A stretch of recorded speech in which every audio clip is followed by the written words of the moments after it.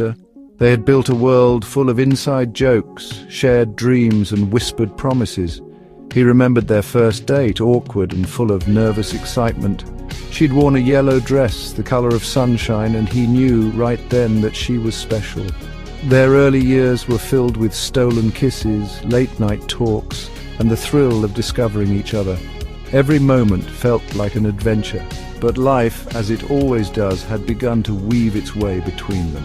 Work consumed Arav, his days filled with endless meetings and deadlines. Maya, ever the artist, poured her heart into her paintings, spending hours lost in her own world of colors and emotions. They still cared, that was never in doubt, but the small gestures, the ones that whispered, "I see you," began to fade. Dinners became silent affairs, hurried and practical. Their conversations revolved around schedules and to-do lists, the spark of their connection buried under the weight of daily life.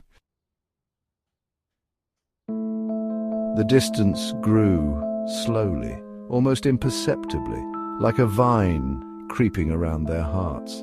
Arav found himself looking at Maya across the dinner table, a stranger in a familiar face.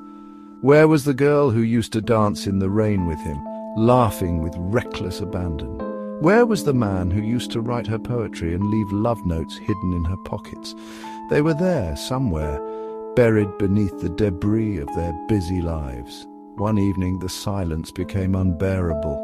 Rain lashed against the windows, mirroring the storm brewing inside Maya.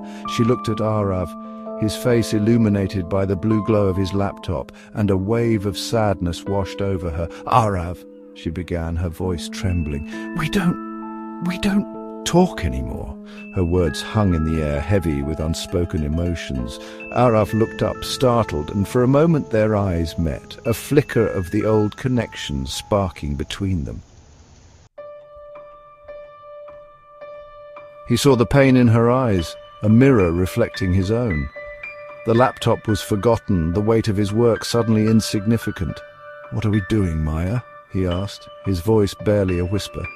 That night they talked, really talked, for the first time in what felt like forever.